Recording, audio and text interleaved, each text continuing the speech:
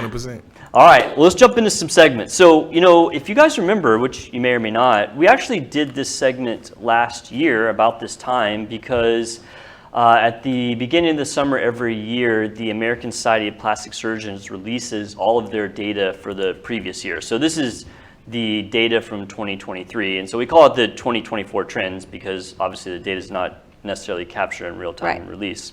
So I think that this is really good information for both surgeons and patients to see what are the plastic surgery trends for the previous year, because you see overall, is plastic surgery increasing, is it decreasing, and then in that you can look at the different subsets of operations and see, what are the numbers, what is some of the more popular surgeries, what is the increase, because that does weigh into, how good a surgery is. If there's only a few thousand of a surgery being done, either it's for something that's really rare or maybe the results are not as great and so satisfaction rates are a little bit lower. So I always find this data pretty interesting. I mean, part of it's from a business aspect, seeing, okay, do we need to change our business model based on what people are seeking?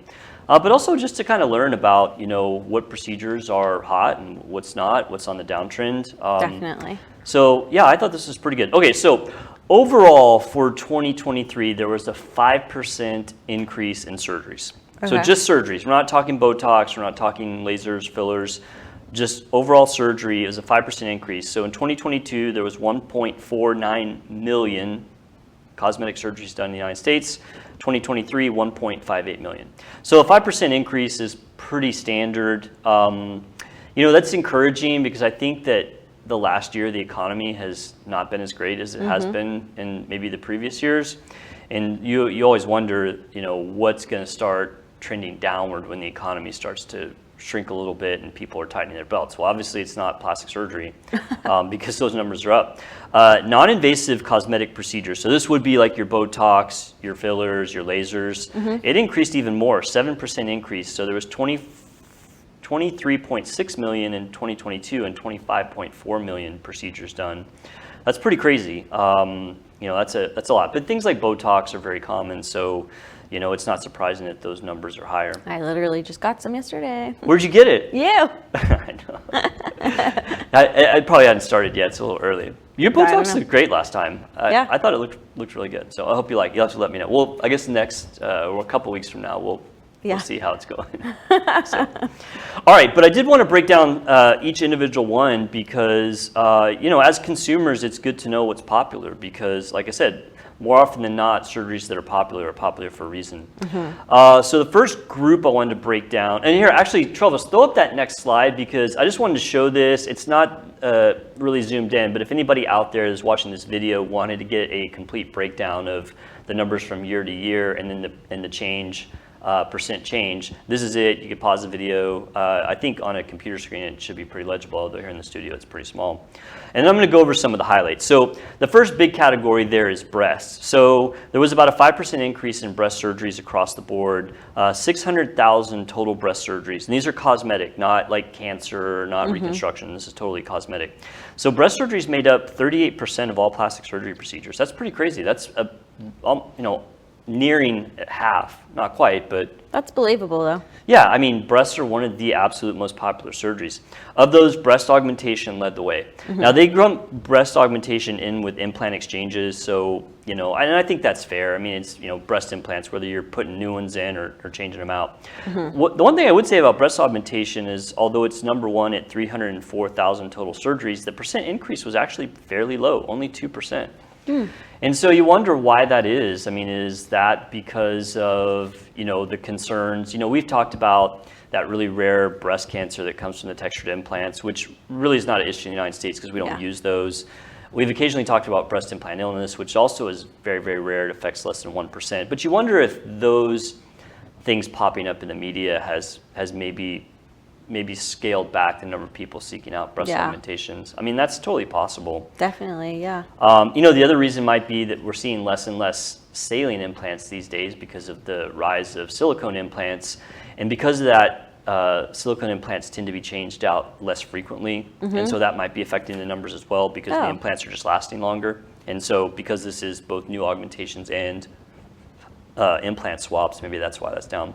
But I thought that was pretty interesting that number was not, although it's the highest one, it didn't have the increase rate that some of the other ones did. This one is going to be pretty surprising, although I totally expected it. There was a 9% increase in implant removal surgery. Yeah. And we've talked about that in a recent segment, that I'm seeing a lot of people removing their implants. And the reason for that's pretty straightforward. The lifespans of these implants are 15 to 25 years, depending on if they're saline or silicone. Yeah. And there were so many implants done in the 90s. There were implants done in the 70s and 80s, but in the 90s, the numbers really started skyrocketing. And so all those people in the 90s who have their original implants now are needing to do something. And a lot of people are deciding that, maybe I just don't want them anymore. Yeah. That's pretty common when people get older, that they, especially if they, have changes in their body, like if they gain weight, and their breasts get larger, they're like, I just want to take out my implants. And Makes sense. yeah, I mean, it's common. I do a lot of consults for that, and I'd say I do at least a couple, if not 3 of those surgeries every month. The only thing about that is when you take out the implants, generally you have to do a lift because the taking out the volume makes the breast fall, and people don't want that. But 9% increase. Breast lift and breast reduction remained very popular, 7% increase. Breast lift was about double reduction with 153,000. Breast reduction was about 76,000. I do tons of those. They're very, very, very popular surgeries. This one's kind of interesting too, gynecomastia, so male breasts. Yeah. Not a huge number, 26,000, comparatively to the other breast surgeries, but it was a 6% increase. And, I love doing gynecomastia surgeries. I did one last week. I do probably a couple a month, 1 or 2 a month, I'd say. Yeah, probably 1 or 2.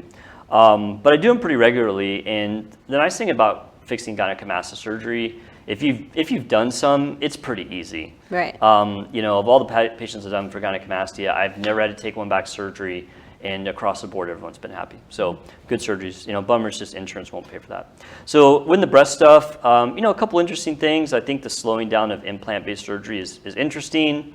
Is it a big deal? Probably not, but it's some interesting stuff. So moving on, body surgeries. So body surgeries made up 38.5. So breast and then all of body were roughly equal as far as number of surgeries. 607,000. That's a 5.7% increase. Of course, the one that I was interested in is Brazilian butt lift. Because we always talk about it, and I'm convinced that Brazilian butt lifts are eventually going to slow down. And I was interested because last year it was stable. I think that the change was less than 1%, if I remember correctly, because we talked about this a year ago. So this year it actually went up a little bit, up to 3%. But the total number of cases remains pretty small. 29,000 total Brazilian butt lifts in the United States, which is less than 10% of the number one surgery in the body, which is liposuction. Yeah. So Brazilian butt lift did gain a little bit of popularity, although the overall numbers comparatively are pretty low. And I think that's for good reason. I mean, there's lots of people out there like me who say this is not a good surgery, but there's still people out there having it, which, I don't think it's crazy if someone has it. I just don't recommend it. Yeah, not the best decision. Liposuction far and away was the most popular. Also, the number one plastic surgery was liposuction. Second was breast augmentation. Liposuction, 347,000 procedures, which is a 7% increase. I have to say that probably these are combo cases, meaning I don't believe that there were 347,000 people that just got liposuction. Yeah. It's like liposuction with the tummy tuck, liposuction with the arm lift. I mean, because I do liposuction literally all the time, but it's almost always in combination with something, and I'm pretty sure that those cases were probably tied together. Body contouring is on the rise, 8% increase in arm lifts. And I've seen that too. I mean, I think between weight loss surgeries and things like Ozempic, Mounjaro, people are losing a lot of weight pretty easily these days, and they're getting loose skin and they're wanting to get it taken care of. So 8% increase in arm lifts. Numbers weren't super high, 23,000. Thigh lifts, not quite as popular surgery. I like doing arm lifts better than thigh lifts. I just think arm lifts are a lot more dramatic. Thigh lifts, are good. They're not my favorite. There was only a 2% increase in thigh lifts, only a total of 9,000 surgeries, so pretty low. And then the other big one in body is tummy tuck. This is always going to be popular. Not only do you have the weight loss people, but then you have the post-pregnancy people. And as we've talked about in the past, A lot of women who go through pregnancy, especially if they're multiple pregnancies, get changes to their abdomen that they can't fix in the gym. Yeah. Do you see that I know you're in the gym a lot and doing CrossFit. Do you ever have girls in there that talk about, oh, I'm trying to fix this thing on my stomach, but I can't? Yeah. It's pretty common. Yeah. Yeah. I coached a class on Saturday, and one of the girls You're was coaching? What were you coaching? Just CrossFit? Yeah. I just coach sometimes. Is that like a paid thing or? Yeah. Wow. Sometimes I do it. Sometimes it's just when I fill in whenever. But one of the girls was Do you talking. drive them really hard? No, I don't think so. I might, but yeah, one of the girls was talking about it. We should do a segment where I come and try and do one of your CrossFit things. You should try it. There was a time when I used to be really I would into recommend CrossFit. doing it now because it's so hot outside. Yeah. But yeah, she was talking about how she wanted to get a mommy makeover. Yeah. And I was just like, you can't really fix it at all. You're like, I know anything. all about this because Yeah. I'm an expert on plastic surgery. Not because you've had it, but because Yeah. you've been here.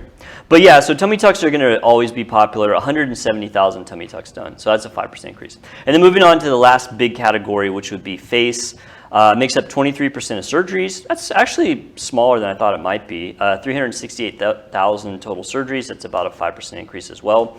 One of the ones I was interested to see is buccal fat removal. 7% increase in buccal fats. Now the numbers are really low, 4,000. So not a whole lot of that being done, but there was an increase, which I think probably I know within a year. why. Social media. Yes, social media totally drove that one for sure. I think eventually, and it may take years, but I think eventually that one's going to trend back down. Can you put buccal fat back in your face? Yeah, you can do fat grafting. That actually was one of the categories. I didn't pull that one out because it's not insanely popular, and I'm not a huge fan of doing fat grafting to the face. With fat grafting, as we've talked about, there's the reabsorption issue. There's also the chance that it hardens up, and so I'm kind of iffy on doing it on the face personally. Yeah. Although I do fat grafting from time to time. In fact, I did. Do you remove it from inside their mouth or on the outside of their face? Are you talking about for buccal fat? It's from the inside. Incisions are on the inside, yeah. Eyelid was the #1 most popular face surgery, 120,000 surgeries, 5% increase. Facelift and neck lift, also popular, 78,000. Neck lift a little bit less, 22,000, which I thought was interesting because I always do facelift and neck lifts together personally. Yeah. I mean, every once in a while I'll do them separate. The reason for that is because the incisions are the same, and like you're in there and you can always gain a little bit of ground, so it's like, why not just do both, right, in my opinion. And then finally, rhinoplasty, 47,000 surgeries, 6% increase. So nothing too shocking in the surgeries. There was a couple things that kind of made me go, but nothing really, groundbreaking.